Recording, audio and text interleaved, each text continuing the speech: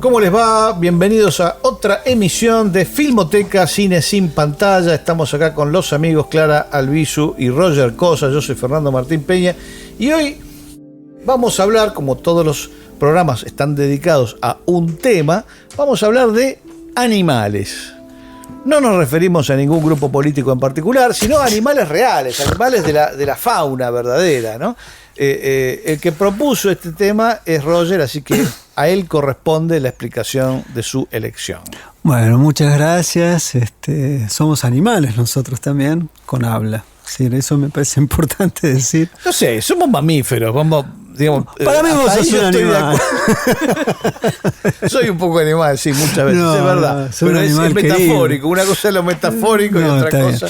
Bien. No, bueno, pero era un chiste y también a veces no perder esa dimensión. No, básicamente me parece que es uno de los temas más apasionantes de la historia del cine. Y del cine siempre. Hay un pequeño texto que alguna vez escribe Serge Danet sobre Bazin y los animales, ¿no? Donde él decía, o tenía la tesis, que muchas veces donde más se podía pensar a fondo qué era el cine, cómo poder llegar a intuir el misterio de esto que nos encanta y que le hemos dedicado la vida. En este momento, Roger se interrumpe porque se está alargando la mismísima tormenta de Santa Rosa. Dejamos documentado este momento para que los oyentes sepan. No sabía si teníamos que parar o qué. No, continuamos. Para mirar la naturaleza. Está muy bien. La lluvia aparece en escena. Ahí está, lo natural. No, pero te decía que en ese texto él da a entender que muchas veces, si uno quiere entender algunos elementos más enigmáticos del cine, o misteriosos que ha dado a lo largo de la historia la teoría del cine, hay que ver cómo se han filmado los animales a lo largo de la historia. Esta es la idea que él tiene. Es una idea que siempre me pareció interesante, está casi no es un pie de página, es apenas una subdivisión de un capítulo, y luego lo deja, se dedica a otra cosa, pero siempre me queda la incógnita y siempre estoy tratando de pensar eso. Por otro lado, la vida animal en el cine está desde el inicio, de maneras muy, muy distintas. Yo pensaba cómo organizar este programa temáticamente y se necesitaban 4 programas, porque tenés tantas variables para indagar sobre lo animal en el cine, que dije, bueno, vamos a hacer un conjunto de recortes, una forma de aproximarse al tema de los animales a lo largo de la historia del cine y ver qué podemos sacar de todo esto. Pero en principio hay algo que me parece que es decisivo. El animal no reconoce ser filmado. A un animal se lo puede entrenar, eso es cierto, hay animales entrenados y en la historia del cine existen.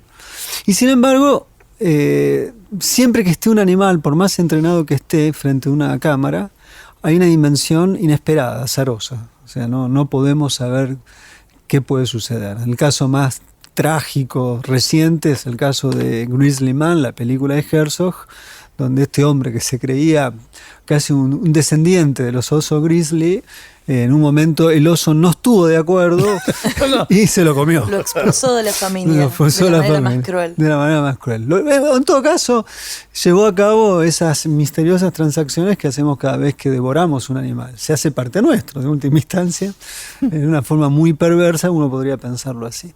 Herzog además tiene la delicadeza de cómo se debe hablar de esto, ¿no? Hay un momento que él podría haber utilizado el audio, porque eso se grabó cuando el animal lo está devorando a Treadwell con la mujer. Ese material persistió, lo sobrevivió a los dos, y sin embargo Herzog en la película muestra que está este material, lo escucha pero no le hace escuchar esto a la audiencia, lo cual habla de que Herzog, por supuesto, pero Herzog es Herzog. Herzog puede ser un salvaje, pero es un salvaje que sabe cómo son las cosas, y eso sería una barbaridad. Bueno, los humanos ya sabemos que son mucho más salvajes, porque una de las primeras películas de la historia del cine es la electrocución de un elefante. De Edison. Claro, que había un elefante que se había escapado de no sé qué, si un zoológico, de un circo, y había atropellado, pobre bicho, no sabía dónde ir y había atropellado gente y no sé qué, y entonces no tuvieron mejor idea que electrocutarlo, y Edison lo filmó. Es una de las escenas más terribles de toda la historia del cine, ¿no? Está la electrocución por un lado de un reo, y lo otro es el caso de la elefante. Era una elefanta. Sí, no sé, no me acuerdo. Betsy, pero es terrible, es algo que no quiero ver nunca más en mi vida. Sí, de eso se puede ver, de hecho. Y yo iba a traer a colación esto, digamos, porque esa es una de las primeras inscripciones que hace el cine respecto del mundo animal, que es una animalada por parte de nuestra especie. Es como también debe ser una de las primeras sobre la crueldad y lo que es la crueldad. Bueno, ese es uno de los temas con los animales, por fuera del cine y en el cine, claramente ese es uno de los temas fundamentales. Espero que alguien en Indonesia esté haciendo una película con los elefantes estos que se piantaron, los elefantes díscolos que salieron en manada, a romper cosas, que me parece muy encantador, porque ahí no los vas a electrocutar, que vos son un montón y te pasan por arriba, ¿no? Bueno, eso es lo que estás diciendo, digamos, no solo porque sean díscolos, en el sentido de que el mundo animal en el cine, en parte como los niños, yo creo que en menor medida, introducen... Los niños son unos animales. Algunos. Es más, yo quiero a algunos animales más que a los niños. Que vos está ahí, frenate. Okay. No, bueno, pero más allá de este encantador momento Sokolinsky, la salud de nuestros animales. Sí, la salud. No, pero más allá de esto, Fer, lo cierto es que los dos introducen una dimensión que no se puede del todo prever, porque por más que vos dirijas a un niño puede salir por una vía que uno desconoce. Y creo que esto pasa más aún con los animales. Desde el inicio, me parece que los animales ya traen algo que para el cine siempre es una zona, yo creo que es una zona misteriosa, que muchas veces le prodiga a las películas una dimensión casi milagrosa, que tiene que ver con justamente el azar a favor de la puesta en escena. O sea, la puesta en escena vos podés planificar 1500 cosas, pero nunca sabés qué puede pasar, y en la aparición de lo animal y la introducción del mundo animal ya de por sí tiene ese factor como determinante.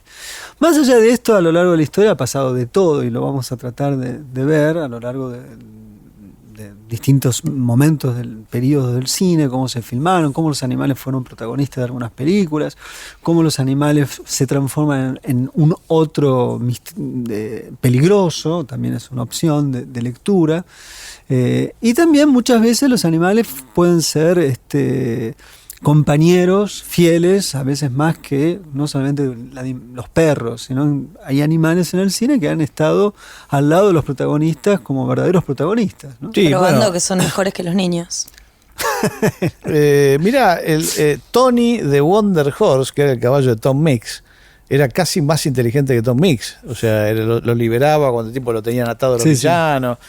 Sabía siempre dónde tenía que estar cuando el tipo lo necesitaba. Era un caballo que tenía aparte crédito en las películas. Bueno, eso es otra cosa, ¿no? Si uno revisa los créditos en IBMD, la famosa la base de datos Internet Movie Database, la más grande que hay, no sé si la más confiable, pero al menos es la que más suele abarcar las novedades e incorporar cosas del pasado. Es bastante exhaustiva, aunque siempre falta algo. Es común encontrar cuando vos pones el mono tal, y el mono tiene su filmografía. Claro, tiene su filmografía, lo cual implica la condición protagónica que puede tener un animal, porque no es un extra. Este es el tema, no es un extra, no es una entidad sin presencia. No, de hecho todo el mundo conoce al animal y no conoce a su entrenador. Exactamente. Claro, y dueño. No es el entrenador el que tiene los créditos. No, que algún mérito tendrá, ¿no? Pero bueno, no lo conocemos porque lo único que vemos en las películas es al bicho. El caso famoso es el de Rin Tin Tin, fue la máxima estrella animal del cine mudo.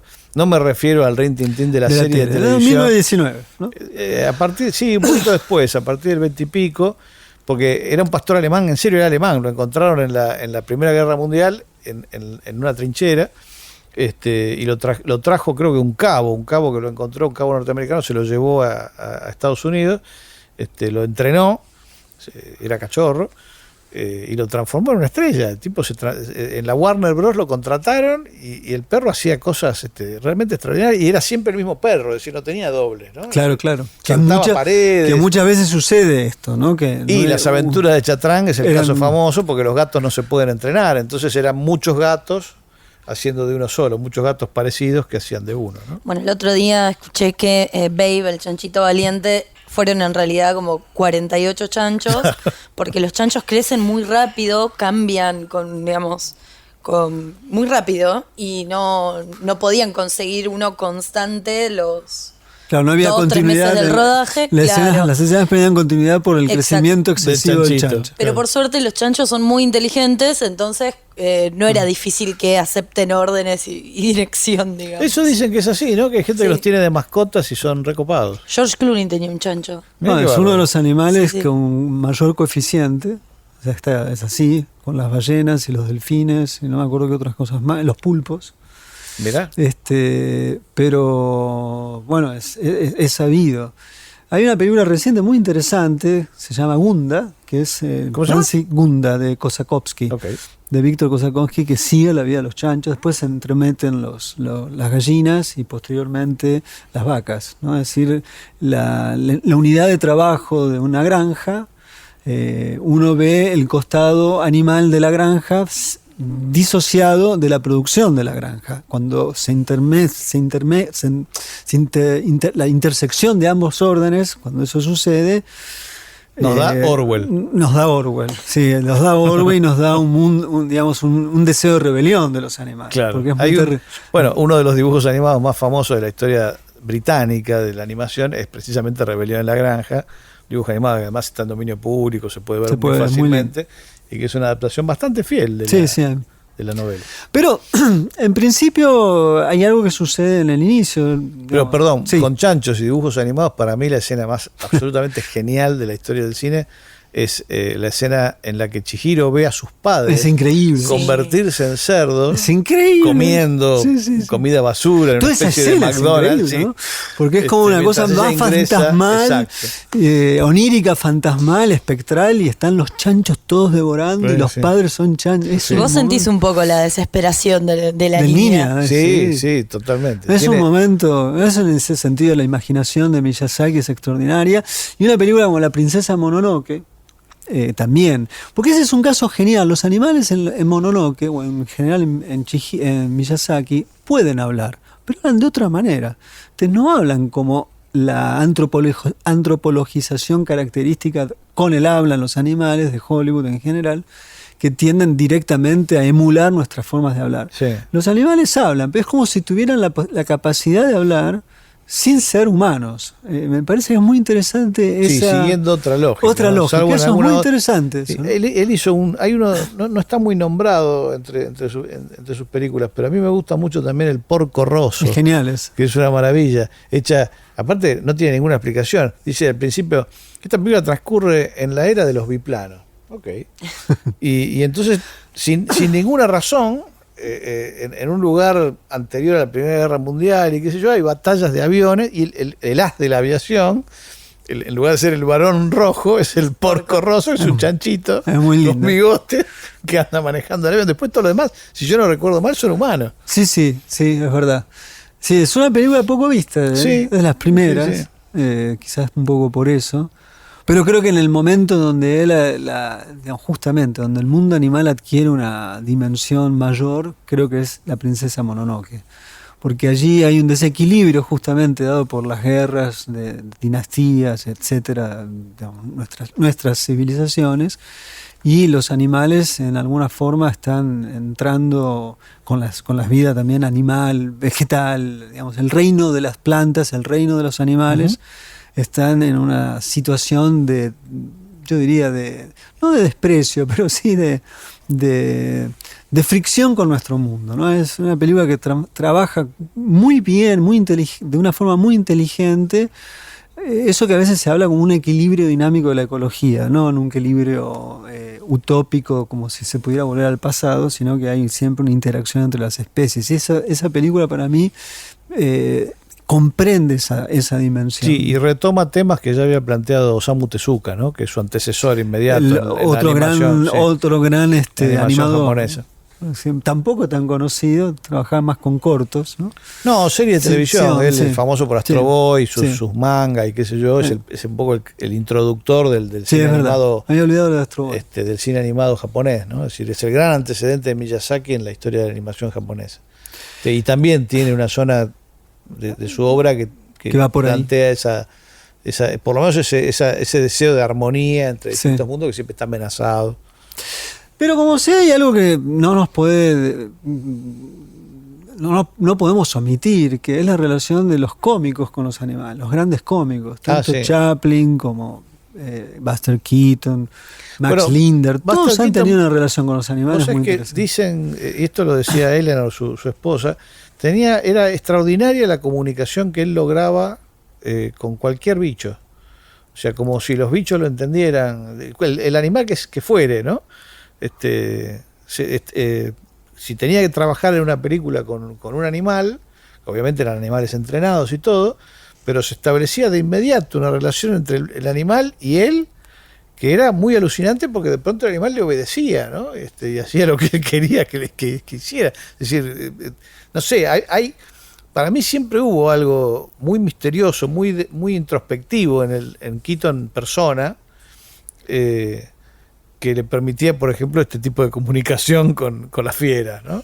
Pero si lo ves, digo, ahí lo tenés, en un corto que se llama De Ballunatic con un oso, sí, que digo que es un bicho peligroso el oso, por más entrenado que esté, y el tipo anda con el oso sin ningún problema. El mono del cameraman, que es el ejemplo que vos ponés acá en el guión, que es extraordinario lo que hace con el mono ese. Sí. Y en mucho hay una persecución con un perrito, que era un perro de... Es hermosa esa. Era un perro de Arbuckle, era un perro que lo alquiló. Arbuckle estaba en la mala en ese momento y le alquiló el perro para que lo... Era una estrella por derecho propio el perro.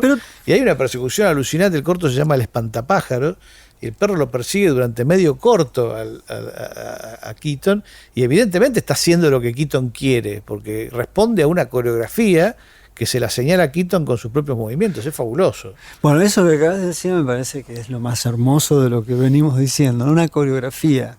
Me parezco Fantino cuando dice que dice, para, y que repite. No quiero hacer eso, pero sí es un subrayado, me parece, en el buen sentido del término, ¿no? Que el cuerpo de Keaton, en tanto que tiene una comunión con el mundo de los animales, domésticos y no tan domésticos, porque es el caso es verdad, el caso de los osos, y de repente que el animal pueda entrar en una coreografía por el entendimiento para la puesta en escena, la vaca del Conquistador del Oeste. Increíble. ¿Cómo haces? Y la vaca lo seguía posta. O sea, no es que él tenía algo para que... O sea, el tipo eligió una vaca dentro de un rebaño con la cual se llevaba bien y trabajó con la vaca durante toda la película. Claro, eso es... Bueno, tenemos el caso de Chaplin con los perros. Me parece que ahí no solamente vida de perros, pero hay algo allí. La relación del perro el perro de la calle y Chaplin, que es un hombre de la calle, claro, al menos, ¿no? Entonces ahí aparece Vida de perros. Vida de perros sería la glosa de una situación de alguien que asume a aquellos que están por fuera o que son expulsados de la revolución industrial en última instancia, o las consecuencias tardías. Las ciudades se organizan y hay gente que queda en la calle. En la calle también están los perros, pero también están los hombres. Y esto me parece que es algo que Chaplin lo ve muy bien en el inicio, en las primeras películas. Después va abandonando porque la función dramática de Charlotte adquiere una dimensión mayor y bueno, las cosas van cambiando. No sé, que Alex Cox, cuando vino a Mar del Plata, estaba muy contento porque decía que evidentemente Mar del Plata era una ciudad en la que trataban muy bien a los perros, porque estaba llena en ese momento de perros en la calle y él los notaba felices. Es cierto, no estaban demasiado maltratados y parece que la gente les daba de morfar, y lo conmovió esto a él porque andás a saber que había visto. Que habían visto dónde vive. Por ahí se los comían, ¿viste? Sí. Pero uno tiende a pensar, che, qué mal está que estén los perros en la calle, pobres perros, y Cox vio otra cosa, ¿no? Vos sabés que una de las cosas más extraordinarias de Cosquín, para mí fue cuando fui primera vez a Cosquín como Fue la primera edición. Si bien yo pasaba por Cosquín, nunca me detenía. Entonces, cuando fui de jurado una vez, vi que estaba lleno de perros.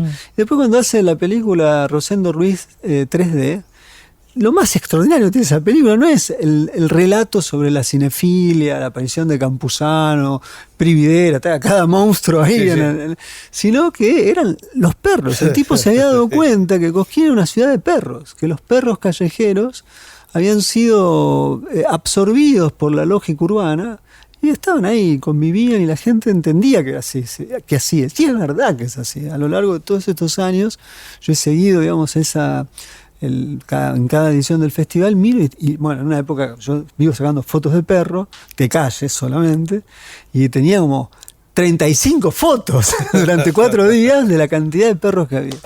Hay algo que es muy lindo de Max Linder, que es una película que recomiendo para cerrar este momento, se llama La convalecencia sería.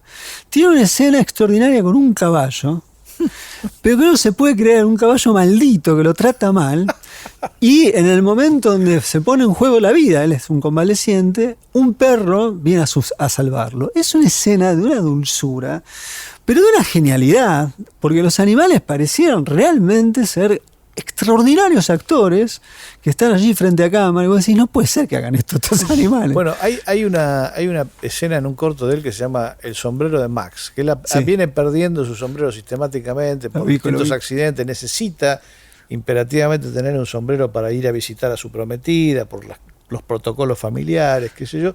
Entra a la casa con el último sombrero que ha podido comprar, que ya van como 5 que se rompen.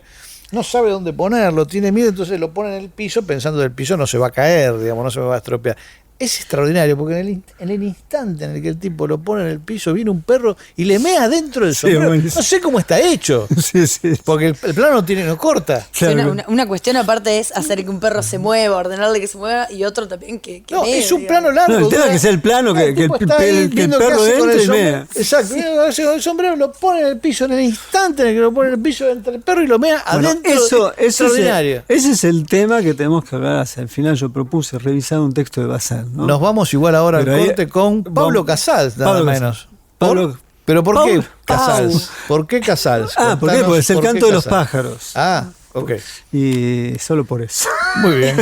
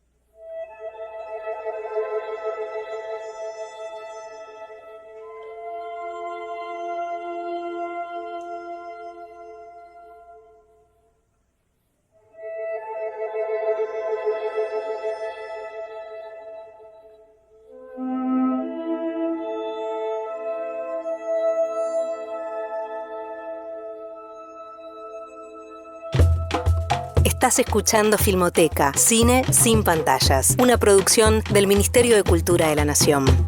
Segundo bloque de esta emisión de Filmoteca Cine sin Pantalla que estamos dedicando a los animales.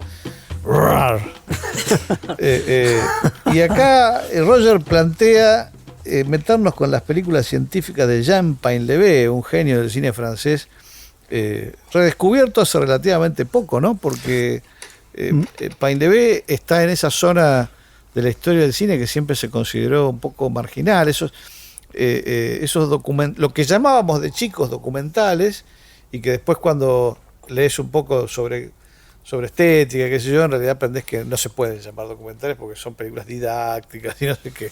Dentro de eso, Painlevé fue un campeón. Fue un campeón, y justamente esta suerte de revival sobre su obra, una de las cosas que hicieron en Criterion Collection eran poner el título de la colección era Science Fiction, ¿no? Science como ciencia. Como ciencia, sí. Y ficción, es decir, un trabajo en el cual la forma en la que él trabaja sobre la investigación de las conductas, por ejemplo, el corto que tiene del hipocampo, ¿no? Es una cosa que no se puede creer. Empieza además por mostrarlo tanto que te hace tomar conciencia de lo raro que es el bicho. El bicho es una cosa. En vez de parecerte lindo, empezás a pensar si es un monstruo, ¿no? ¿No? ¿Hay algo de eso? ¿Qué clase de animal es este? Sí, no, aparte cuando da luz, porque da luz el macho, ¿no? Entonces vos decís, ¿qué es esto? Claro. Bueno, con esa cualidad de extrañamiento laburan casi todas sus películas, ¿no? Es decir, bueno, y después toma decisiones completamente ajenas a la lógica didáctica convencional. Nosotros hemos dado en el programa El Vampiro, por ejemplo, que es sobre el animal, ¿no? El vampiro del Amazonas, y mete Nosferatu. Sí. No tiene ningún problema en poner cualquier cosa, música de Duke Ellington, que eso no tiene ninguna explicación. Eso no tiene como Los Tres Berretines, ¿no? Parece la música de Duke Ellington porque sí.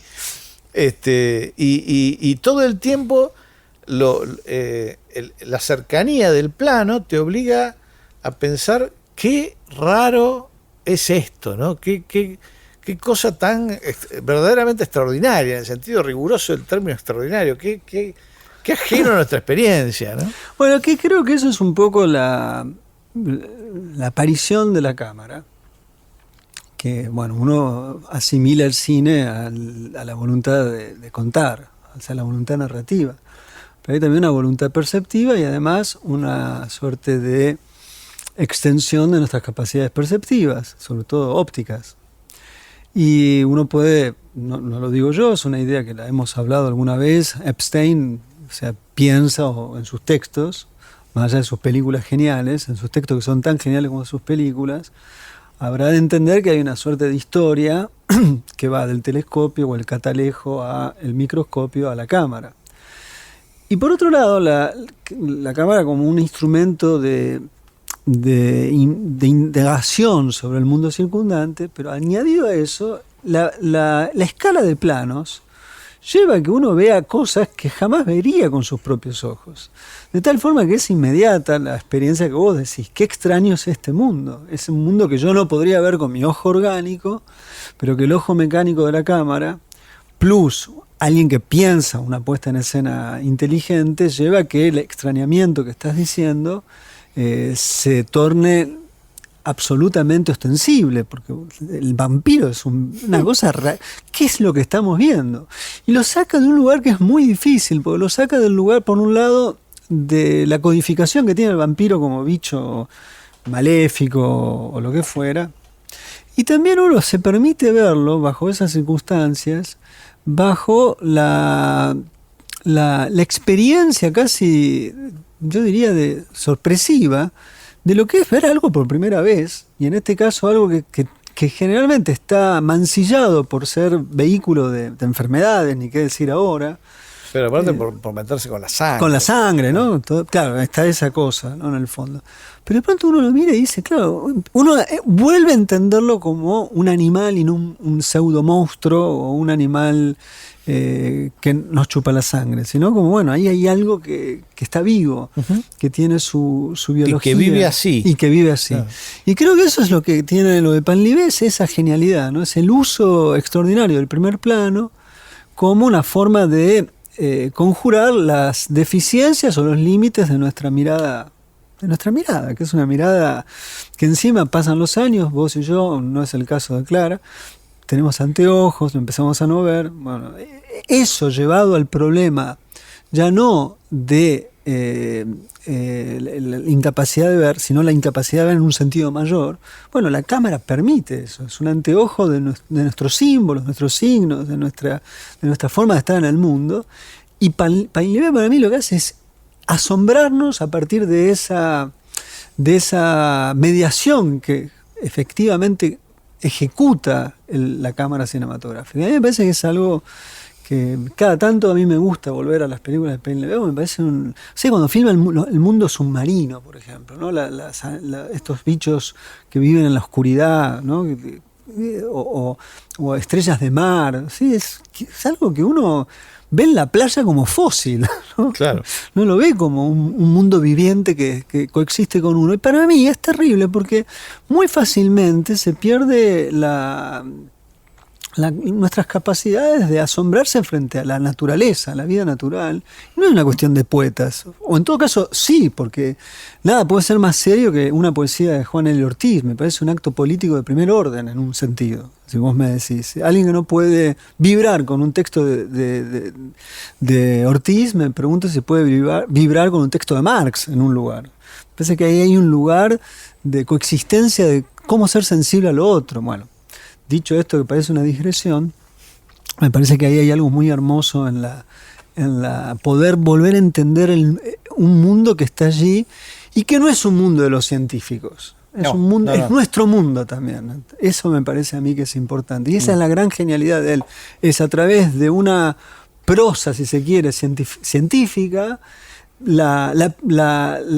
la invierte y nos permite hacer nuestro un mundo lejano. Y a mí eso me parece que es extraordinario, y creo que es lo extraordinario que sucedía en el segundo ejemplo que daba yo, que es la vida submarina de Jean Cousteau, ¿no? Ahí ya con un sentido de la aventura. Gran capitán. Gran capitán. Ahí hable usted, que yo sé, los dos lo amamos a Cousteau, y sospecho que Clara también, pero... No, y lo he dicho al aire. No la más.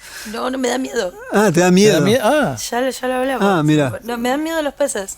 Y me acuerdo cuando era chica, en mi casa había un libro basado en las películas de Cousteau, con pósters, y había ilustraciones de los peces del abismo, estas criaturas horribles que viven en las fosas del océano. Que tienen una lamparita en la cabeza. Claro, los dientes. Estoy como protagonista de mis pesadillas infantiles. Y le tengo fobia a los peces. Qué lástima. Y no he visto nada de Cousteau. Qué lástima, porque Jean Cousteau es lo más. Siento que me pierdo de algo, pero bueno. Sí, aparte, digo, tiene todo su aporte desde lo técnico, ¿no? Porque él permite la autonomía de los submarinistas en una época en la que tenías que andar con una escafandra y un tubo que te permitiera acceder al oxígeno. El tipo inventa la válvula que funciona con 2 tubos de oxígeno que el tipo se carga en la espalda, y con eso, de hecho lo inventó Cousteau. Y además distintos dispositivos para filmar con cámaras debajo del mar de manera cada vez más perfecta. Hay varios cortos de él anteriores a su primer largo, que es el que hizo con Louis Malle, ¿no? El mundo del silencio, es maravilloso, está en YouTube, búsquenlo porque es maravilloso. Pero hay varios cortos anteriores. Yo recuerdo en particular uno que se llama Épaves, que no sé exactamente cómo se traduce del francés, pero es sobre naufragios. Entonces él, con un compañero, qué sé yo, exploran barcos hundidos. Y realmente yo siento que no hay nada más maravilloso, porque aparte a mí me da impresión y una cierta inmediata melancolía el barco hundido, ¿no? La carcasa hundido o abandonado. Sí. Los barcos abandonados que están en las playas y qué sé yo, que hay muchos en distintos lugares, a mí me producen una sensación que es muy cinematográfica, por otro lado, ¿no? Y Cousteau fue un maestro de cómo mostrar esto, además de que lo inventó prácticamente, porque antes que él nadie podía meterse así en el agua para filmarlo, ¿no? Él y después su hijo, que se mató en un accidente, hicieron varias películas y series de televisión que marcaron nuestra infancia y adolescencia. Claro, a mí me parece que él recupera... Mencionamos cómo lo afanó Cameron, ¿no? Lo dijimos acá, sí, cuando hablamos de la naturaleza. Okay. ¿Y mencionamos que no tenemos Cinemateca Nacional? Porque nunca me acuerdo si lo mencioné, si no lo mencioné. Decilo por las dudas. ¿Cómo es? No tenemos Contanos, Fer, Cinemateca ¿cómo es? Nacional, sí. No tiene nada que ver con lo que estamos hablando, pero ya que estamos. Ya que estamos. No, pero me parece que lo que decís es muy atinado. El tema de esta sensación de nostalgia, de pérdida, ¿no? Que Cousteau introduce a partir del plano acuático, ¿no? Bajo el agua. Y que a mí me parece lo que recupera es algo muy propio, quizás del siglo XIX, que era la aventura de ir a mundos desconocidos, ¿no? Si bien los mundos quedaba por conocer el mar. por conocer el mar, ¿no? Entonces hay algo allí que uno entra en una zona de aventura, y Cousteau es un gran huésped de la aventura, digamos, un gran anfitrión, disculpa, ¿no? Hace que uno sea un huésped que... Y es un gran personaje, es además, un gran porque personaje. con Flaquito, con su gorrito de lana, bueno, los anteojos. cuando Wes Anderson lo vio a eso en el mundo acuático y lo puso a Bill Murray como una especie de símil de Cousteau. Claro, como si Suez vendría a ser un vendría a Cousteau. ser un Cousteau. Es un homenaje a Cousteau, claramente. Y yo nunca voy a entender por qué, o a partir de la decisión de quién, en todas las versiones de sus películas hechas en otros idiomas, Cousteau está doblado con acento francés. Sí. Tanto en las versiones dobladas al inglés como en las versiones dobladas al castellano. Nosotros en las series de televisión, por ejemplo, que veíamos El Calipso. de Cousteau, estamos a poco del Calipso. Me encanta. Y no se entendía por qué, porque él en francés habla en francés, no habla en francés con acento en francés, habla en francés. Pero por ahí para Lo realzar doblaban. esta dimensión de personaje como No, pintoresco. Pero el resto no hablaba así, era él. Claro, no se entendía, ¿viste? Que quizás eran tan franceses como él, pero estaban doblados. Es como los bien. nazis de las películas de la Segunda Guerra Mundial, Es ¿viste? verdad. Que todos hablaban entre ellos con acento en inglés con acento alemán y no se entendía por qué. Bueno, él en las versiones, y me ha pasado de escucharlo también en las versiones habladas en inglés, dobladas al inglés, que quien lo dobla con acento francés. Y vos decís, ¿por qué? ¿Qué es él? Es el tío very important de Termidor. shark. Claro, es rarísimo.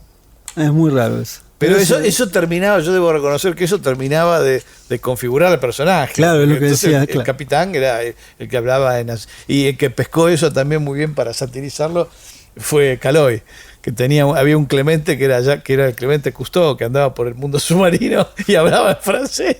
Muy bueno. Muy bueno. Yo añadí acá los animales de Peleján. Me parece que Peleján es otro de los grandes cineastas que filmó la vida animal como nadie. Sobre todo en un corto que se llama Los Habitantes, que es un corto que dura menos de 10 minutos y que a mi juicio es lo más grandioso que jamás se haya filmado sobre la vida animal. Puesto que a mí me parece que esa película trata de filmar los animales como si la cámara no obedeciera en principio a los hombres, o a las mujeres, o a la especie, nuestra especie.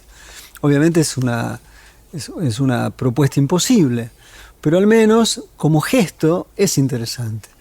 Y lo que se ve en esa película respecto de la vida salvaje es algo Bueno, por ahí jamás visto. anduvo también Rossif, ¿no? Sí. En ese mismo, tratando de lograr, porque claro, está la forma de filmar a los animales que no hemos mencionado, que se volvió canónica en los 50, que fue la de Disney, ¿no? El desierto viviente y todo eso, que Disney lo que hizo fue seguir su propia lógica al trabajar con el dibujo animado, es decir, de alguna manera antropomorfizaba las conductas de los animales, así como en los dibujos animados eso era parte de su estética.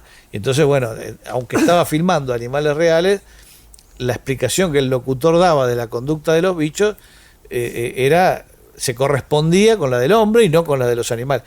Entonces, Rossif me parece que a partir del 66, 67, cuando hace primero una película que se llama Los Animales y después varias otras, deconstruye eso, ¿no? Trata de seguir esa lógica que vos decís, es decir, de sacar, de tratar de ver el mundo animal sin la lógica humana, ¿no?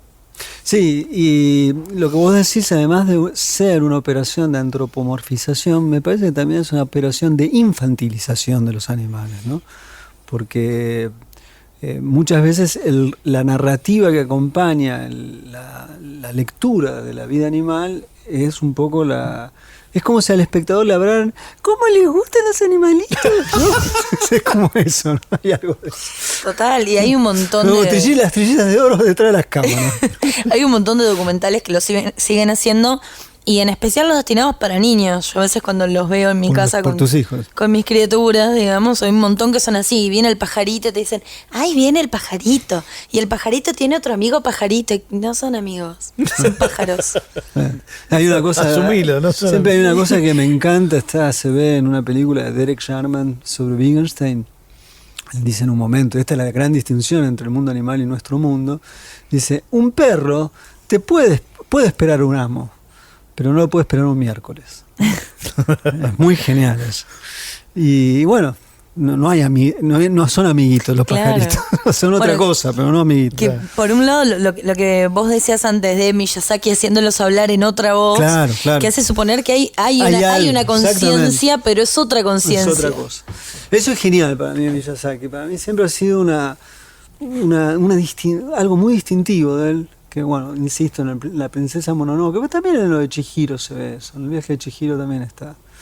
Es algo único, ¿no? Lo de Miyazaki realmente es una imaginación emancipada, ¿no? No sé. Bueno, pero por la capacidad de ponerse en el lugar de un otro Claro, ser. son otro que, ser. que no tiene nada que ver con el adulto que es él. Qué sé yo. De no tener Lo mismo una hace con los visión niños. totalizadora. Claro, de que esta es todo mi funciona perspectiva y con todo funciona así. Exactamente. Ahora- Cuando trabaja con los niños hace lo mismo. Los niños de las películas de él se comportan como niños. ¿no? Sí. Hay algo en lo de Peleján que a mí me parece muy notable. Está también la comunión de los animales con el paisaje y de nosotros, los seres humanos, con el paisaje y los animales. Eso se ve en las estaciones, ¿no? Donde hay unos planos increíbles donde los pastores se dejan caer por la montaña abrazando a las ovejas y caen las ovejas con los pastores abrazados como si fuera una comunión, ¿no? Y vos decís, ¿qué es eso?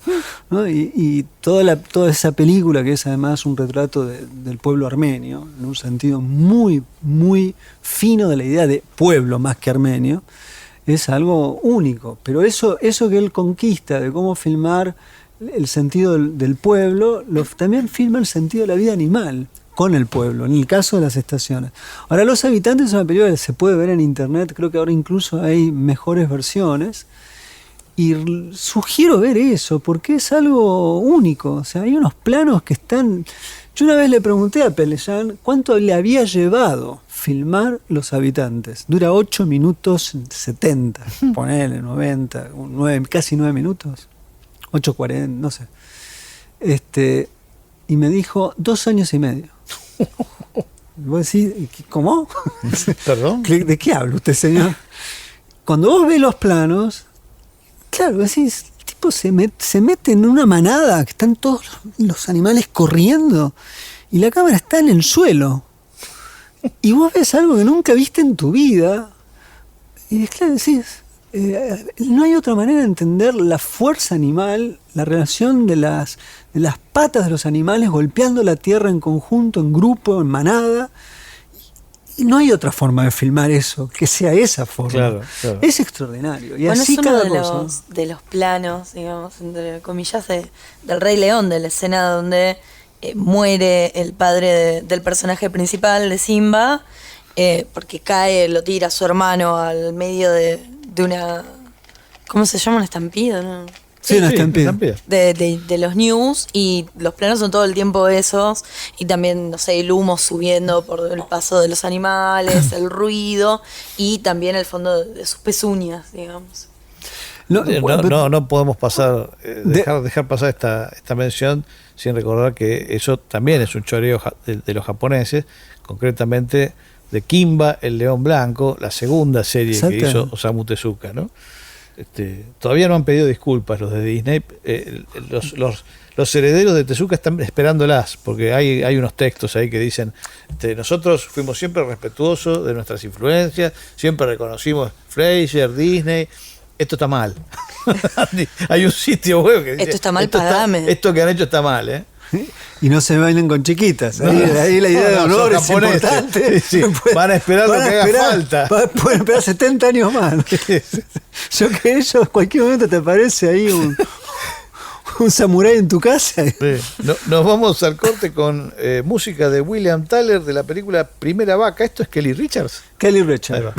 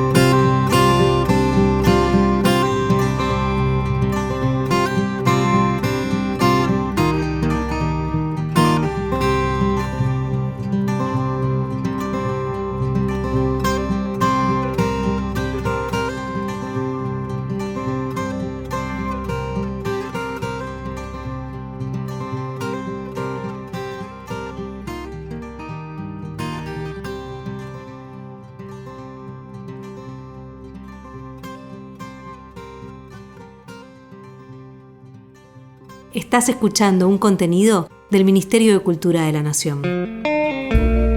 Tercer bloque de Filmoteca Cine Sin Pantalla, edición especial dedicada a los animales. Bueno, especial no, es una edición común, como todas. Pero hablamos de animales. Para nosotros es especial porque lo hacemos con tantas ganas. Siempre es especial. Que es especial, ¿no? Y ahora nos toca hablar de qué, Roger. Hay algunas películas clave que llevan a la vida animal. Hay una que es imposible de no nombrar, que es Los pájaros. Acá nos vamos a acercar a la zona que tocamos cuando con Fiarella hablamos de los monstruos. Claro.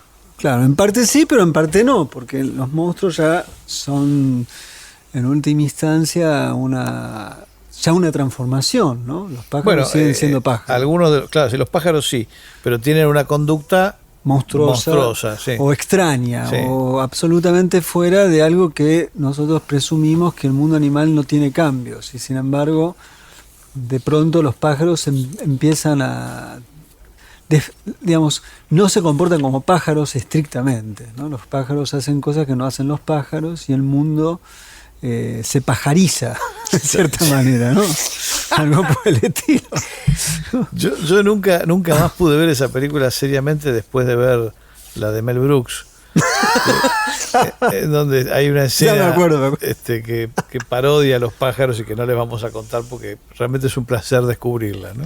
A mí me costó volverla a ver después de un montón de años. Yo la había visto 2 o 3 veces cuando era adolescente y la volví a ver hace poco porque se la recomendó una persona y la vimos. Y cuando alguien no mira mucho cine de otras épocas y las criaturas de otras épocas en el cine te parecen un tanto poco animales. O sea, por la escena donde los niños salen de la escuela, que es una escena que da miedo, las maestras dicen, bueno, cuídense porque los van a atacar los pájaros, cúbranse, los chicos van, los pájaros finalmente atacan. Y me decía, pero ¿de qué son esos pájaros? ¿Qué le están tirando? Mirá, si no es... Nada, hay como una... que estaba Hitchcock desde atrás de la cámara tirándole ese... Sí, como que no es un CGI súper complicado, entonces no, les parece poco natural. Bah. Y como que tenés que suspender... es un problema de esa persona, me parece. Sí, bueno, pero no es algo tampoco muy único.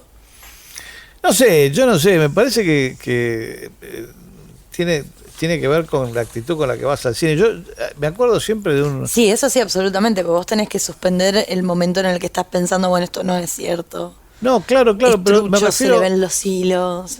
Sí, pero me refiero a algo que es un poquito anterior a eso y que es tu propia actitud, ¿viste? Frente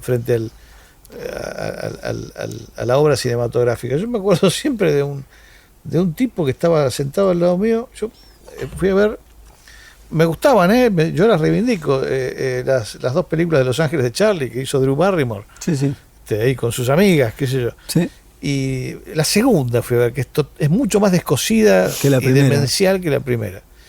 Y hay toda una escena delirante al comienzo, que es como todas las 2 son parodias de las películas de James Bond llevadas al paroxismo. Y yo tenía sentado al lado mío a un tipo que estaba en bermudas, crocs, y comiéndose un balde de pochoclo grande así. Y el tipo cuando ve la escena dice, pero eso es inverosímil. Pero estás sentado viendo Los Ángeles de Charlie.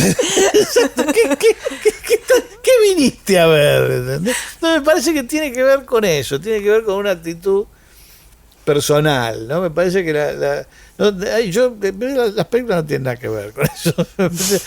Están por fuera, somos nosotros los que tenemos que hacer acomodar el culo, ¿viste? Para ver dónde nos ponemos para ver esas películas. Igual diría, pensando en la lógica de esta amiga, como esto pasa cuando das clases con gente adolescente hoy. Yo me acuerdo de pasar haciendo toda una introducción, Noche y Niebla de Resné, y en el momento donde se ven el conjunto, hay una palangana con un conjunto de cabezas cortadas, que son reales, los pibes se reían. Claro, los pibes se reían porque asociaban eso con películas de terror donde eventualmente han visto esto, ¿no? También yo sospecho que se reían porque era una forma de defenderse, pero a la vez... Y también porque esta generación está mucho más desconectada con la historia del horror real, de la sensación real de horror que se vivía en la inmediata posguerra, ¿no? Es cuando eso se reveló, y hay muchas mediatizaciones en el medio. Pero por eso me parece que es justamente por eso que decís, me parece que el problema es siempre es el espectador. Es prioritariamente el espectador y el trabajo nuestro, en todo caso, como divulgadores, es tratar de establecer, ¿viste?, los parámetros que el tipo necesita, él o ella necesitan para recibir eso de la mejor forma posible. Pero al espectador común, incluso al espectador común cinéfilo, lo han persuadido de que lo más importante del cine contemporáneo es que sea verosímil. y solo verosímil en un sentido superficial, porque no le piden esa misma verosimilitud a, por ejemplo, las relaciones emocionales entre los personajes. Se la piden en la forma solamente, ¿no? Es verdad. Sí. Eso es muy loco. Bueno, ahí hay un criterio de verosimilitud que muchas veces castra las posibilidades del placer cinematográfico. En el fondo ese es el problema. Ahora, yo inclusive bajo el concepto restringido de verosimilitud respecto de los pájaros, no sé si todos los pájaros adolecen de un problema de una época donde los efectos digitales no estaban al tanto, no existían. Porque hay realmente algunos elementos, por ejemplo, el ataque a Bodega Gay. Bodega Gay es bueno también. Sí, también. Eso lo hablaba con mi psicoanalista igual, ¿no? Igual registralo porque te lo roban y hacen un tour de Mendoza. Bodega Gay. Después con el Festival Asterisco te vamos a pedir un auspicio. Bueno, dale. Creo que con eso me va a ir bien, de hecho. Pero bueno, más allá de Bodega Gay Bay, hay algo que cuando uno ve el ataque en ese momento increíble, ¿no? Hasta la perspectiva de Dios, o esa perspectiva que no es la de los animales, justamente, porque está por encima de ellos, y ves el movimiento de las aves que van mirando, o vas entendiendo que están a punto de atacar la ciudad. Digamos, ahí funciona, como también funciona, porque ahí son pájaros reales que están entrenados. Y creo que hay una gran inteligencia en Hitchcock. En todo caso, el gran efecto de esa película no es un efecto visual, sino sonoro. Porque la banda sonora son pájaros. Sí, te atacan por ahí. Te atacan por ahí, ¿no? Es por allí donde entra lo verosímil, no desde la vista, sino desde el oído. Pero por lo pronto es una película muy interesante conceptualmente, porque los pájaros desobedecen a su presunta naturaleza, ¿no? Entonces eso a mí me parece que es muy interesante. Y ahí es como el primer paso de una, no sé si es un género, pero sí hay varias películas en donde la naturaleza se rebela contra el hombre, ¿no? Uh-huh. Los australianos tienen un par muy buenas, The Long Weekend, me acuerdo, y bueno, por supuesto la de Peter Weir, que es una obra maestra total, como es la última ola, ¿no? La última ola con Richard Chamberlain. No son solo los animales, es la naturaleza. Sí, con todo un background, un fondo que está vinculado con las viejas culturas que entendían la naturaleza, y bueno, el blanco no. No entiendo. Bueno, eso es una cosa muy común. Hay varias películas en esa línea, 10 canoas, que es una maravilla. Pero los pájaros está ahí. Es como el punto de partida de eso. No sé si hay algún ejemplo anterior. Por ahí hay, pero... Sí, pero es claramente una marca en el camino, ¿no? Pero bueno, me parece que ese es un caso muy, muy importante. Yo había añadido ahí que la figura de King Kong, ¿no? Claro, King Kong, Tiburón son monstruos porque son más grandes de lo que deberían. De lo que son. Claro. Pero en última instancia son manifestaciones de la naturaleza inesperadas. Inesperadas, sí. Y no dejan de ser animales, porque en última instancia el mono, el gorila gigante. Sí, pero también fíjate que tienen conductas antropomórficas, porque el gorila se enamora de la rubia, y el gorila en todos sus remakes se enamora más o menos de la misma payasescamente, porque en la versión de Peter Jackson es realmente le hacen hacer una payasada tras otra al pobre gorila. Y en Tiburón lo mismo, porque se supone que ese tiburón tiene una conducta predatoria más parecida a la del hombre que a la del tiburón. Claro. No, es como si hubiera adquirido una inteligencia que es humana, que calcula y que goza con el sadismo de su capacidad, de su potencia física, ¿no? Exacto. Y eso ese es el juego de la película. Claro. Pero también es interesante, porque son formas de antropomorfización indirecta, porque en última instancia es verdad, tienen cosas vinculadas con nuestra especie, pero a la vez sigue siendo el animal en una capacidad mayor, digamos, como si el animal hubiera aprendido algo de nuestra especie, no como si lo hubiéramos dado, sino que hubiera aprendido, y aprendido lo peor en todo caso, ¿no? Claro. En el caso de King Kong, no, pues aprende la dimensión amorosa, ¿no? El cariño, el querer salvar, el querer dar la vida. En última instancia, el mono da la vida por la rubia. Sí. Uno dice eso y es imposible no pensar otras cosas. Sí. Pero lo vamos a dejar en fuera de campo, me parece. Pensaba, bueno, obviamente al decir King Kong hay varias versiones de King Kong. Y al decir Tiburón hay una versión única, que es la de Spielberg, que yo creo que es una de las grandes películas. Lo que hay son secuelas. Hay secuelas. Y no son muy felices en general. Es más de lo mismo. Más de lo mismo. Pero la primera es realmente una maravilla. Sí, es una obra ahí maestra. Aparte tienen un elenco ejemplar. Y es un momento donde ahí se ve muy bien en algunos momentos la deuda de, no sé si se dice mucho, la deuda de Spielberg con Hitchcock. Para mí hay varios elementos, incluso ópticos, de la película que remiten a cosas de Hitchcock, a la idea del suspenso también. Sí, ahí está el traveling invertido. El traveling doble, ¿no? En los dos sentidos al mismo tiempo, que con Roy Scheider falsea la perspectiva de una manera como en Vértigo. Con Vértigo, igual que Vértigo. Que es hacer es un doble zoom, es una lente modificada para hacer el zoom al mismo tiempo, es decir, hacer un movimiento de zoom y al mismo tiempo hacer un traveling en el sentido contrario. Es genial, la experiencia. Muy simple. Es muy simple, pero el efecto es buenísimo. Pero el efecto es buenísimo, y lo que es increíble es que Hitchcock haya podido idear eso, ¿no? Porque fue una idea de él. Yo creo que es la gran especialidad de Hitchcock. Claro, inventar esos momentos visuales que nadie había pensado hasta ese momento, ¿no? Es decir, ¿cómo resolvemos? Es el hombre de las grandes imágenes en ese sentido. Muchas veces son mejores las secuencias, que vos ves que el tipo tiene todo su deseo puesto ahí en una secuencia y que el resto de la película no le interesó nada, ¿viste? Es verdad eso. Pero es muy lindo cómo él revela la invención de eso, de esa posibilidad gramática, en el texto con Foucault, con Truffaut. Cuando dialoga con Truffaut es magnífico sobre eso, ¿no? Vos vas viendo cómo el tipo llega a decir que yo necesitaba hacer esto y encuentra. Es genial. Sí. Es una genialidad total. Y ahí está, eso está en Tiburón, que es un momento genial. Y lo otro que es genial de Tiburón para mí es el uso de la música. Porque claro, es una forma de trabajar el fuera de campo y de personificar a la música, ¿no? Como un animal. Porque eso me parece genial, ¿no? O sea, es el Tiburón. Y desde ahí en adelante nunca más se puede asociar esos acordes con otra cosa. Es genial eso, ¿no? Es música original, ¿verdad? Es música original de Williams. Pero es increíble que se pueda asignar un patrón sonoro musical, melódico y rítmico a un animal. Eso para mí no es fácil, ¿no? Bueno, pero el primero que intenta hacer eso, volviendo, la primera que se intenta hacer es con la King Kong de 1933. Ajá. Que también se le asigna una música específica. Cuando aparece, es increíble. Claro.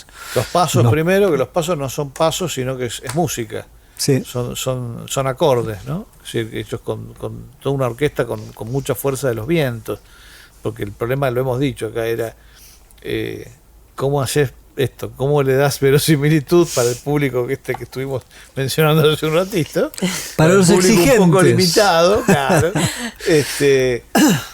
¿Cómo haces para darle peso, para darle solidez, apariencia, de solidez, siempre es apariencia, a un muñequito articulado de 30 centímetros de altura que se mueve cuadro a cuadro? Los rasgos con los que está diseñado son muy tiernos, parece un peluchito. Y se le mueve el pelo revelando las manos del animador, ¿no? Todo que a mí me parece de una belleza eso. Es hermoso eso.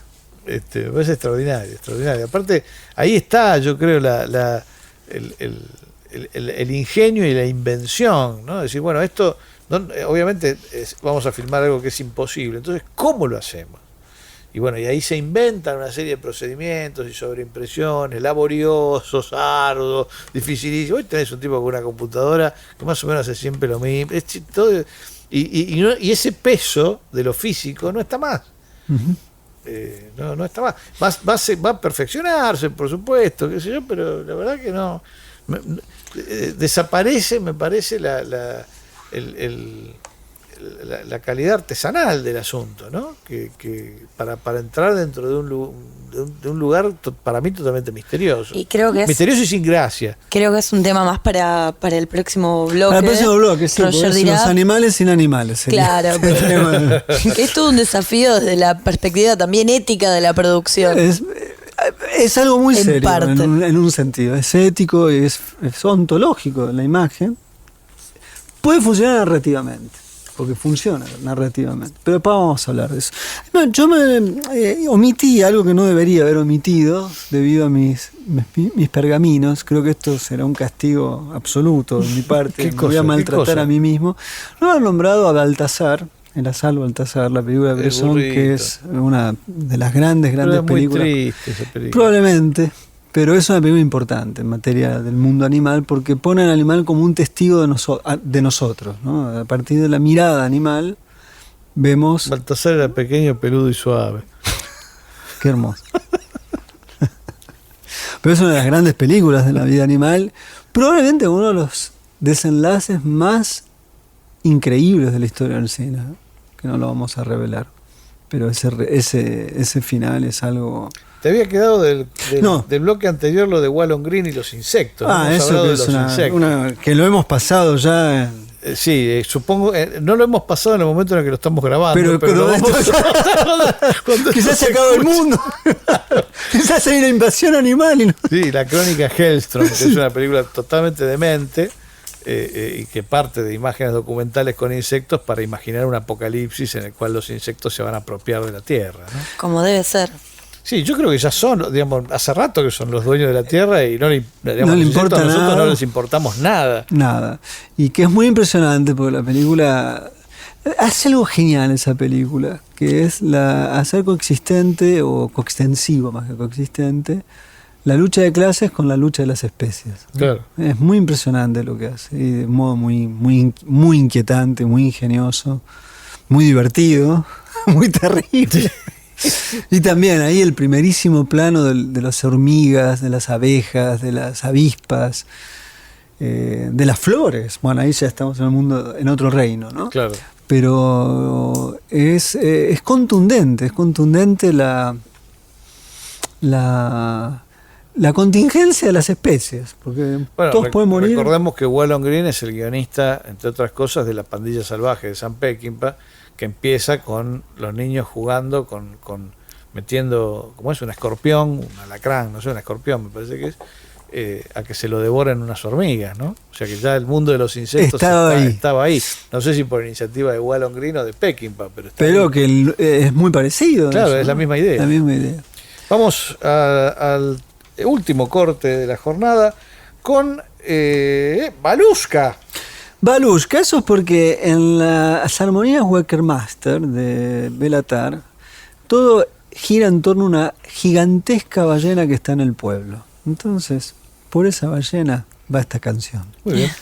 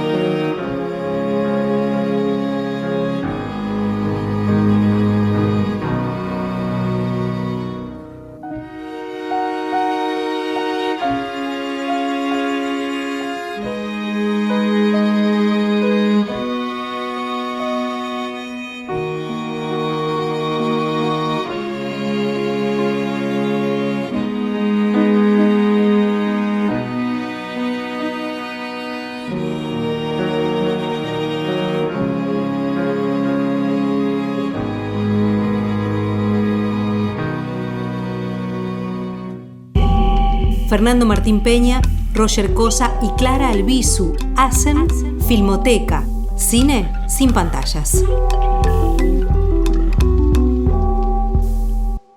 Último bloque de esta edición de Filmoteca dedicada a los animales. Y acá Roger plantea hablar de los animales del siglo XXI. Claro, en principio me parece que en algunas ocasiones vemos películas con animales que nunca existieron. Es decir, los animales no están, ¿no? Literalmente. O sea, el caso más evidente, pero en donde sí, a propósito de un contrato de lo verosímil, aceptamos de que en una aventura extraordinaria, el título original era La vida de Pi, un tigre puede estar con un adolescente, un joven, en un bote en alta mar. Después de un naufragio. Después de un naufragio durante toda la película, ¿no? Y el tigre, claro, como es un efecto digital extraordinario, se comporta como un tigre. No es que no habla, se comunica como se puede comunicar una persona con un animal, no lo devora, claramente, pero uno sabe que no es un tigre, ¿no? Ahí está claro que es... Lo que pasa es que Ang Lee, que para mí es uno de los mejores narradores contemporáneos, sin ninguna duda, es el William Wyler de hoy en día. Es verdad, tiene algo de William Todo Wyler. lo hace bien. Amado en España. ¿Eh? Amado en España. ¿Ang Lee? No, Wyler no. Wyler no es amado en España. Wilder. Billy Wilder. Billy Wilder. No William Wyler. William Wyler no le dan bola. O sea, los españoles. Esto viene a cuento de algo que hablamos estuvimos fuera de hablando campo. Fuera de. Sí, fuera no, de. no lo hables ahora, Pero vamos a después desarrollarlo en forma de programa. Sí. En fin. Con auspicio. Lo que hace Ang Lee es muy interesante porque establece desde el comienzo de la película una estética vinculada con lo digital, alterando los colores, digamos, para que ese animal digital no te parezca tan ajeno al resto de la lógica. El final es donde rompe esa estética. Es verdad. Es muy interesante. Yo creo que en esa película justamente el trabajo de sustitución, digamos, no existe el animal y sin embargo uno puede conferir, bueno, esto es así, vamos por acá. Más allá de la perfección que tiene el movimiento del tigre, digamos, es una cosa increíble lo que sucede con la piel, con la textura de su pelaje, ¿no? Es una cosa magnífica, pero claramente uno entiende que eso es imposible. Pero en otros casos, las cosas, todo se pone un poco más complejo, ¿no? Hay una película de Andrea Arnold que se llama American Honey. Pues hay una escena ahí que es muy importante, porque la protagonista viene de una ronda de sexo, droga, rock and roll, a todo lo que da, y es un momento reflexivo que ella tiene. Entonces es el amanecer, ese horario tan particular, donde la luz tiene un cierto resplandor, una cierta cualidad, incluso hasta diría yo, no solamente estética, anímica. Ella está en una situación de recogimiento, revisando su vida, y aparece un oso grizzly. Y el oso grizzly se le acerca, es como que es un encuentro, y se va. Yo decía, que nunca quise leer si el oso es verdad o no es verdad, pero no lo podés saber, porque digitalmente lo podés hacer. Y poner un oso de verdad bueno, tiene sus sí, riesgos. claro, ¿no? claro. No, por más entrenado que sea, un grizzly es un grizzly, no es. O sea, vos decís, bueno, no, es un tipo que entrena yararás, no sabés lo bien que es. No, es un fenómeno, tiene. Las cobras se le bailan. Sí, ponete enfrente una cobra. Claro. No es así, ¿no? Bueno, entonces ahí uno entra en una zona de indeterminación, de no saber si lo que ve es verdad o no es verdad. Desde el punto de vista narrativo, en principio no importaría. Pero desde un punto de vista no narrativo, sí importaría. Y hay un famoso texto que yo, cada vez que hablamos o hablo de este tema, trato de volver a traer a colación. Es el famoso texto de Bazin del montaje prohibido, a propósito de una lectura que él hace sobre Nanook, el esquimal y la foca. También lo hace con algunas otras más, con algunas películas más, creo que Historia de Luciana. Y sobre todo con un fragmento de una película de Chaplin que es clave, que es el fragmento del león en el circo. Donde Bazin sugiere que la clave de la escena es que realmente el animal y el león están en un mismo plano, en una misma secuencia, en un mismo espacio. El actor, claro, Chaplin. Entonces, y que de allí proviene algo, un plus de verdad, va a sostener, que es lo que le da a la escena incluso el fundamento de su comicidad, ¿no? Y bueno, esto es un problema que en la era de Chaplin no existía. En este tiempo es un tema. Puede resultar irrelevante en materia de la función y los efectos del relato, pero en otro lugar no es tan menor el tema, ¿no? Porque es una formas del engaño, ¿no? Y habría que pensar ahí si es un problema o no es un problema. Pero yo lo quería traer porque me parece que es un tema interesante de pensar. Y después estamos en una era de los animales han entrado, ya son escolares, ¿no? Hay películas muy lindas, a mí me gusta mucho Buscando a Nemo, es una película muy, muy amable, muy amorosa, pero claramente ahí pasa algo, como en otras películas con animales, que ya está, y no solamente tenemos una identificación de los bichos con las voces de quienes ponen la voz y le dan una cierta cualidad, sino que muchas veces hasta la forma de los animales remiten a rasgos faciales de los que hablan. Es muy impresionante eso, ¿no? Esa es otra de las situaciones de hoy. Y la tercera, que es algo que para mí es vergonzoso, que es esta película que ganó el Oscar, Mi Maestro el Pulpo, no sé si la viste, es una cosa, ¿no? O sea, el pulpo New Age, ¿no? No es el pulpo de Pain Levé. No, ese no es. No, es muy terrible lo que sucede. Porque yo el pulpo que más cerca suelo ver es en el Globo, ¿viste? A la gallega. Es caro, pero una vez cada 3 o 4 meses me permito. Eso tengo que ir a comer. Sí. Bueno, ese es un buen pulpo. Sí, no sé si es sabio, no me interesa. No te interesa, no. Te hace más sabio a vos. Es un pulpo como hoyo, digamos. No sé. Es un pulpo hoyo. Es un pulpo. Es un pulpo. Rashnik pulpo. Algo así. Pero bueno, me parece que eso ya es como la hipérbole de la antropomorfización y no infantilización, digamos. O en todo caso, es muy llamativo que esa película conmueva. Realmente, no sé si la viste, Fernando, o vos, Clara. Muy impresionante ver eso. Muy impresionante ver el lugar en donde se ha puesto la vida animal en función de una relación que presuntamente es auténtica, donde realmente este señor con el pulpo entiende los secretos de la vida, porque el pulpo en alguna forma convoca a la sabiduría, ¿no? Y bueno, y eso ha sucedido y ha ganado un Oscar esa película. Mirá vos. ¿No? Entonces, ahora pienso que en realidad mi infancia ha estado marcada por otro pulpo, que es el de...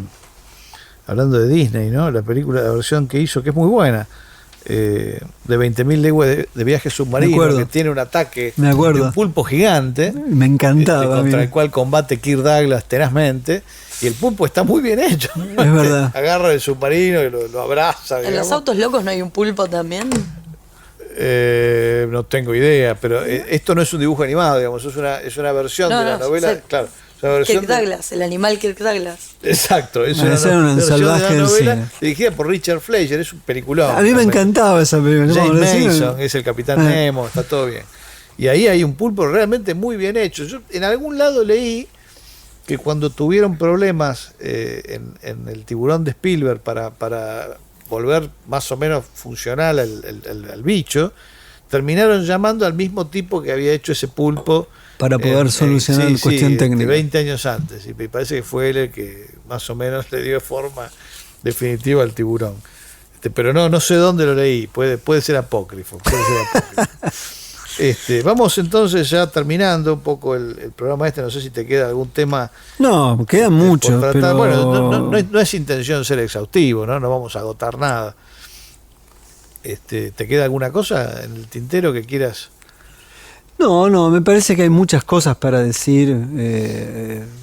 Es un mundo infinito, el que digamos, es muy importante, a mi juicio, pensar a menudo sobre esto, pero creo que con esto al menos tenemos como un camino para seguir indagando, que en última, no solo para quien nos escucha, a mí mismo, cuando hacemos estos programas, yo también pienso que muchas veces lo que proponemos son nuestros temas de interés, ¿no? Como que ¿habrá un documental inminente sobre los carpinchos de Nordelta? Cine militante. Lo merecen. Lo merecen. Cine militante, el carpincho. Bueno, entonces vamos a Carpincho rebelde. Vamos a pasar, Carpincho. Vamos a pasar a la ronda de recomendaciones de películas pertinentes al tema. No sé si querés empezar vos, Clara. Sí, bueno. Ya sabemos que nada que tenga que ver con el mundo de lo marino. No, mirá cómo la película de los pulpos de Painlevé, que se llama La vida amorosa de los pulpos. Sí. Es un corto. Sí. Que detalla la reproducción de estos animales, como si fuera, digamos, la unión entre dos personas también. Está muy buena y recomiendo que... ¿Y esa no te dio impresión? Los pulpos no son peces. Pero andan abajo del agua. Yo No, también, si peces. me pongo un snorkel ando abajo del agua, Peña. Ok. Yo pensé que el tema era... Ella es una sirena. Ok. Ojalá. No me gustaría, porque las sirenas tienen escamas. Y Bueno, las es una escamas me dan sirena, la miedo. primera sirena sin escamas. así ¿Saben es. que gracias a un amigo coleccionista, Fernando San Martín, descubrí que se hizo una versión de... es una obra teatral de Conrado Nadir Roxlo, que no me voy a acordar ahora cómo se llama, pero es sobre una sirena. Y la sirena es María Banner. Ay, qué lindo. La voy a pasar en un basofi porque es preciosa. Es una especie de comedia rarísima en donde María Banner renuncia a su condición de sirena porque se ha enamorado de Sergio Renán. Ya lo veremos en un próximo basofi. Muy bien eso. Sí, yo, digamos, entonces, Clara Painlevé, yo recomendaría El niño y el elefante, hablando de Flaherty, porque entre los distintos animales que Flaherty muestra en sus películas, me parece que la única en donde hay una comunión, en donde el hombre no masacra bichos para comer, o donde no es amenazado por algún animal, como en el caso del tiburón y el hombre de Arán, es El niño y el elefante, donde Sabú, no el cantante pop argentino de los 60, sino el auténtico Sabú, que era un niño que conducía elefantes en la India, convive con el elefante, ¿no? Y Flaherty se fascina con eso y lo filma extraordinariamente durante la primera mitad de la película, que es la de Flaherty. Después hay toda una derivación sobre esta historia de los elefantes buscando el cementerio y qué sé yo, que ya es cualquier cosa, pero la parte documental del asunto, que yo creo que es una posible inspiración para la India de Rossellini y las cosas que vinieron después, que ya son de naturaleza documental más convencional, todo esto está en la película de Flaherty, que a mí me gusta mucho, ¿no? El niño y el elefante, Elephant Boy se llamó. Esa sería mi recomendación. ¿La tuya, Roger? Yo voy a seguir con los elefantes. Mira. Una película que no me acuerdo cómo se llamó, creo Más grande que la vida, creo que era el título en español, con Bill Murray. Mira. Que anda en un elefante. Y que es un elefante que digamos, como que lo trata de defender. No me acuerdo ni siquiera mucho la trama, lo que me recuerdo es una película para niños, pero es una película en la que la relación de Bill Murray con el elefante es magnífica, ¿no? Porque hay una comunión cómica con el elefante, ¿no? Y el elefante como que es tan grande, lo mira y él va arriba, y alguien lo quiere vender, no me acuerdo ahora, hay alguien malo que lo quiera, digamos, sacar del mundo al elefante o utilizarlo en otro sentido, y Murray lo va defendiendo. Pero esa, y obviamente si dije esa, en el fondo quería decir otra, que es El Día de la Marmota, que a mí sé que la vio todo el mundo, pero si no la vio, es fundamental ver Hechizo de Tiempo, El Día de la Marmota, o Groundhog Day, la película de Harold Ramis, que no tiene mucho que ver con la vida animal, pero a mí me encanta. Bueno, ronda ahora de recomendaciones arbitrarias. Yo quería ser totalmente arbitrario y no me salió. Estoy pensando en una película que en realidad tiene seres mitológicos, algunos de los cuales son animales. Me vino por el lado de King Kong y la animación de bestias cuadro a cuadro, el sucesor del técnico de King Kong, que fue Willis O'Brien, se llamaba Ray Harryhausen, fue el tipo que más se dedicó a perfeccionar en toda su carrera las técnicas inventadas por O'Brien, y llevarlas a un nivel realmente extraordinario, siempre dentro de la tecnología analógica. Y hay un montón, el zoológico de Harryhausen es muy bello todo, ¿no? Todas bestias imposibles en la realidad, no necesariamente monstruosas, pero sí impredecibles. Hay en el Valle de Wangi hay un caballito en miniatura, hay una serie de animales muy raros. Y estaba pensando en Jason y los Argonautas, que es una de sus películas más logradas, donde hay, bueno, esqueletos y hay colosos y qué sé yo, pero también hay seres que son mitad seres míticos, que son básicamente animales, las gorgonas, por ejemplo, ¿no? Que son bichos indeterminados, personas no son, se parecen más a los animales que a otra cosa, y hay bueno, otros seres de esas características. Jason y los Argonautas no está dirigida por Harryhausen, no me acuerdo ahora quién fue el que firma como director, pero los efectos son suyos y es una película claramente de él. ¿Clara?